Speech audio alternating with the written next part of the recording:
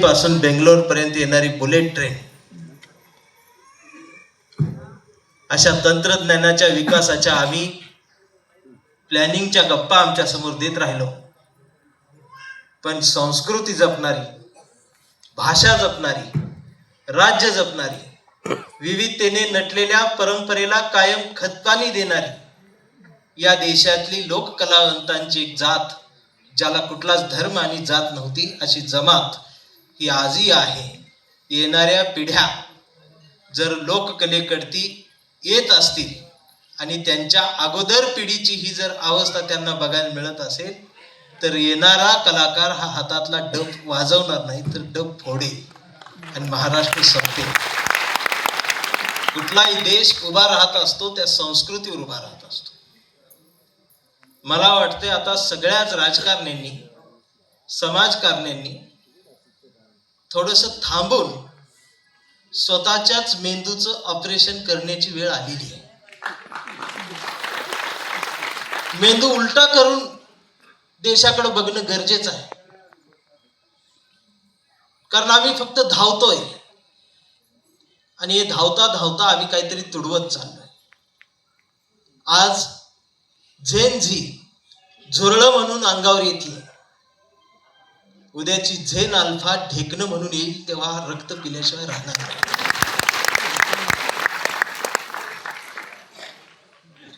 मी काय कुणावर टीका करण्यासाठी बोलत नाही, पण जगाची भाषा वेगळी झालेली आहे आणि आमची भाषा कोण म्हणतंय देत नाही, घेतल्याशिवाय राहत नाही. अहो, आमच्या लोकशाहिरांना पण फोन येत असा आहे, जयंती जवळ आली, शाहीर जय भीम जय भीम, तारीख पाहिजे.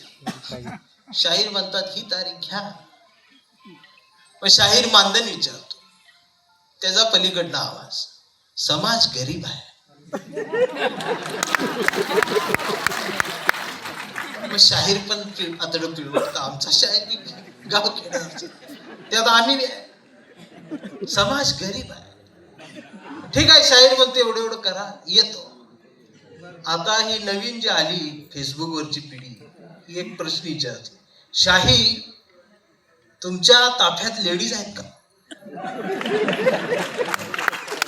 आता काय काय ओरिजिनल शाहिराकडे नसतं, त्याला वाटतं डफावरच कार्यक्रम होतो.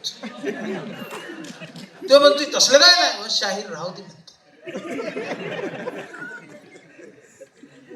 ही वस्तुस्थिती आहे. बर, जर लेडीज असेल म्हटला तर मग फोटो पाठवा, ही वस्तुस्थिती आहे. आणि हे कोण बोलत नाही. आता मी बोललोय ती व्हायरल होईल आणि मला खाली शिव्याच, पण हे खरं आहे का नाही? मग ओरिजिनल शाहिरानं कलावंतन जायचं कुठं? मग छमछम चालू आहे नुसतं. आता ही समोर जी पब्लिक बसले, मी महाराष्ट्र एवढा बोंबलून फिरलोय, ही सगळी मराठवाडीतली, मी ओळखली सगळं. प्रत्येक गावात गेलेलो तिथलं आहेच कोणतं. अंबाजोगाईचे आहे ते, इकडे नांदेड आहे, इकडे मुखेड आहे, इकडे परभणी, सेलू, ही दिसली, बघितल्या ओळखलं. मी एवढं फिरलोय. मी रात्रीच कधी कधी ते कंदील लावून मी कविता म्हटलं. या फेसबुक वाल्या येड्यांना ते माहित नाही. मग मुंबईतली कुठे गेली? मुंबईतल्यांचे कलावंत तिकडे आहेत पनवेलला, डान्स बरोबर असते. महाराष्ट्र खरा हाय.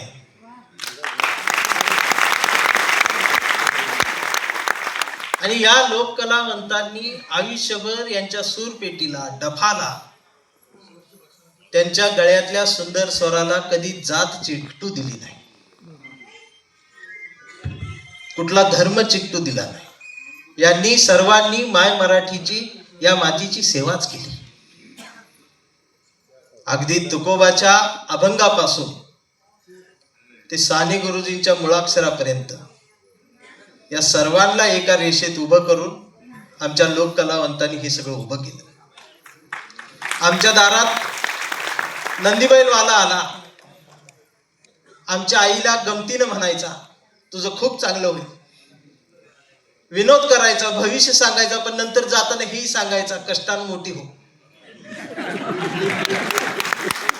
पण तिने कोणाला अंधारात ठेवलं नाही.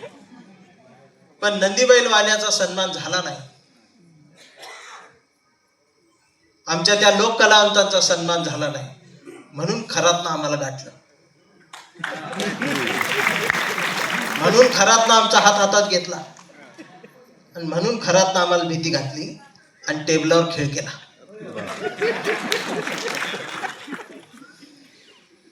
बर, त्याच्याकडे जाणारे कोण आहेत? सगळे क्लासवान, सुशिक्षित. कुठला शेतकरी, गवंडी, सुतार, पेंटर नाही गेला. डॉक्टर, इंजिनियर, वकील, न्यायाधीश केला, IAS IPS केला. आणि तो 10वी नापास आहे. आणि त्यानं चिंचेतला चिचोका 3 लाखाला ऐकला. कौतुक त्याचं नाही, यांनी तो घेतला. काय झालं सांगू? कारण ती जमात कधीच यांच्या भजनाला, कीर्तनाला, यांच्या लोक कलावंतांच्या कलेसमोर उभी राहिली नाही, बसली नाही. आणि सगळ्या बहुजन समाजाला शहाणपण करण्याचं काम, शहाणं करण्याचं काम या लोक कलावंतांनी केलं. हा महाराष्ट्र उभा आहे, हा तुकोबांच्या अभंगावरती उभा आहे. म्हणून बोलणाऱ्यानं तुकोबांच्या मांडीवर बसून बोलावं, ऐकणाऱ्यानं रायगडाच्या पायरीवर बसून ऐकावं. रायगडाच्या पायरीवर बसून ऐकलं तरच चवदार तळ्यातल्या पाण्याची चव कळते. चवदार तळ्यातल्या पाण्याची चव घ्यावी आणि थेट भिडेवाड्याच्या वर्गात जावं.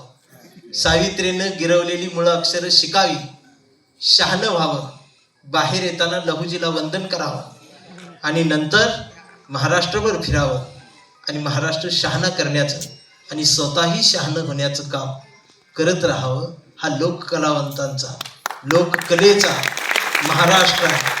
ही संस्कृती, या संस्कृतीकडं संजय शिरसाट साहेब, आठवले साहेब, तुम्ही भारताच्या नजरेतून लक्ष द्या आणि संजय शिरसाट साहेब तुम्ही मराठीच्या नजरेतून लक्ष द्या. तुम्ही जोपर्यंत ही कामं करत नाही तोपर्यंत तुम्ही रिटायर होणार नाही. तुम्हाला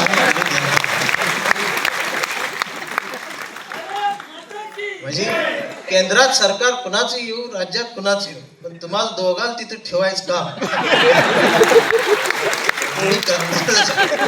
आणि ऑन कॅमेरा बोलते, ऑन कॅमेरा. बाकी माझा काय गावगाड्यावरचा संघर्ष आहेच. कविता कांबळे ऐकतो. आता हा कांबळे काय एका जातीचा नाही, आधीच सांगतो. कांबळे लय ग्लोबल आहे. तेव्हा अमेरिकेचा बराक ओबामा सुद्धा माझ्या कवितेतला कांबळे आहे. त्यामुळे उगाच त्याला इथे एका नगरात अडकू नका की आमचा कांबळे लय हुशार, कधीच नाही रडला, नुसताच कणला.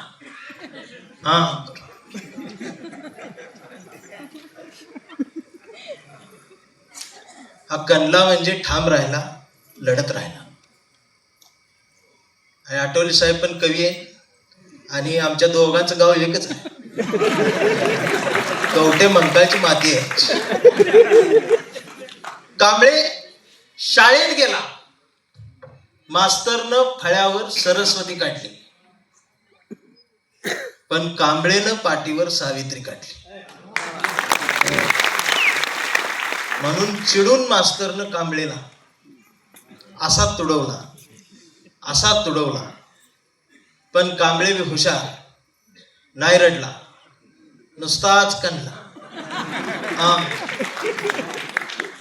कांबळे वयात आला, विशीत आला, मिशीत आला.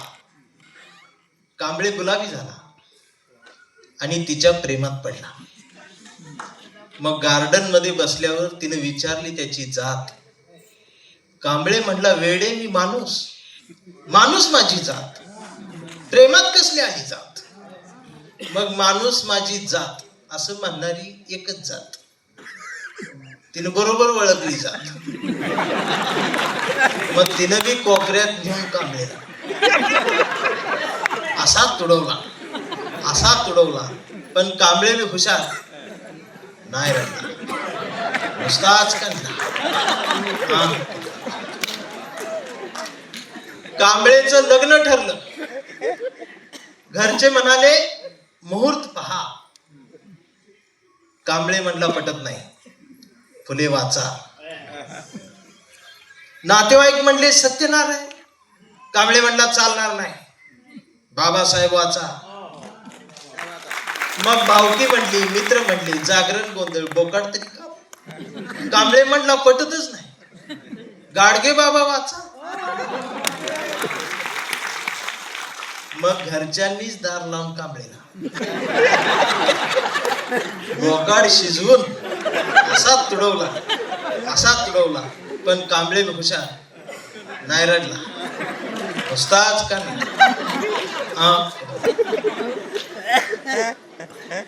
मग कांबळे चळवळीत आला आणि सगळे गटतट बघितले. इकडे एक गट, इकडे एक गट. कांबळेला वाईट वाटलं. कांबळे सर्वांना म्हणला, सगळ्यांनी एकत्रित या, चळवळ समजून घ्या. दिवसभर बोंबलत राहिला. मग संध्याकाळी सगळे एकत्रित आले आणि एकत्रित येऊन आपल्याच लोकांनी, आपल्याच कांबळेला असा तुडवला. मग याला कळलं ही तुडवायला एकत्रित आली. पण कांबळे नाही रडला, नुसताच काढला. कांबळे करत राहिला. मग मुलं मोठी झाली. मग कांबळेचा मुलगा आता त्या सोशल मीडियाच्या जगात अंगठे बादर झालाय. ते रील वरती ढकलत असतो. परवा कांबळेच्या मुलानं कांबळेला विचारलं, रील बघत, डॅडा फुले शाहू आंबेडकर कोण डॅडा?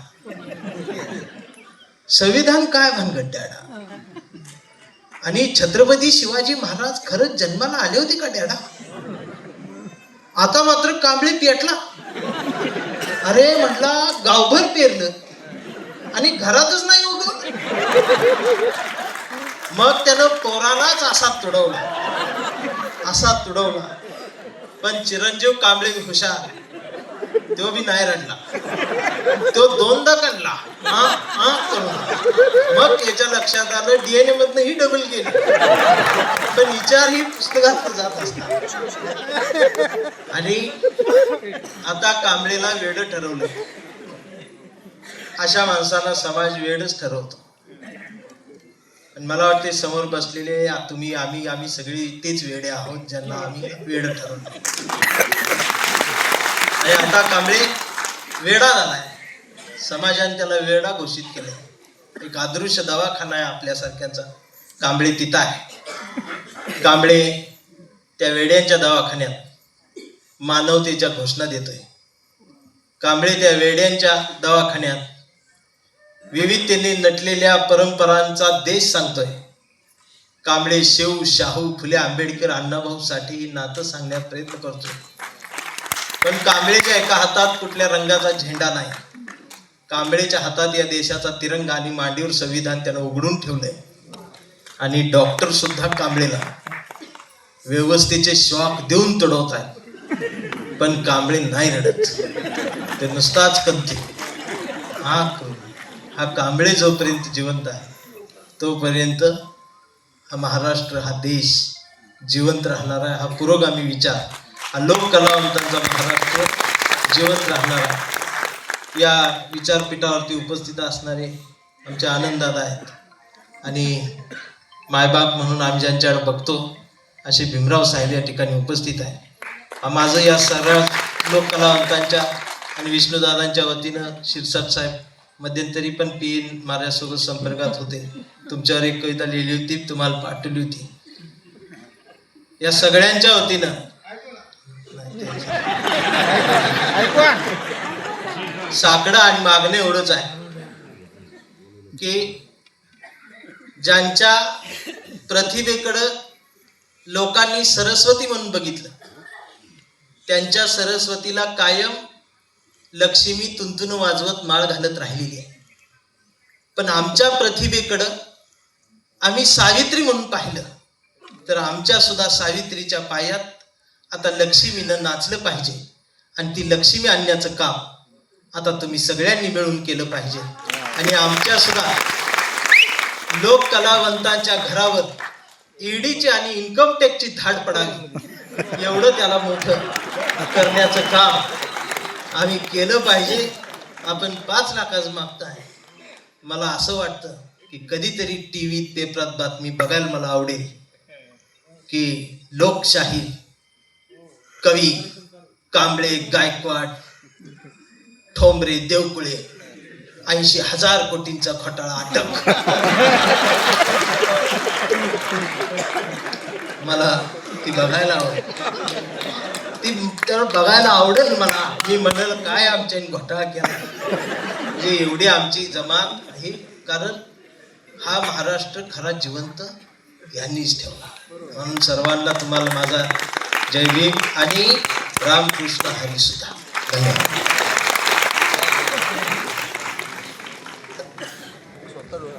या कार्यक्रमासाठी मातंग समाजाच्या आमच्या ज्येष्ठ नेत्या कुसुमताई गोपले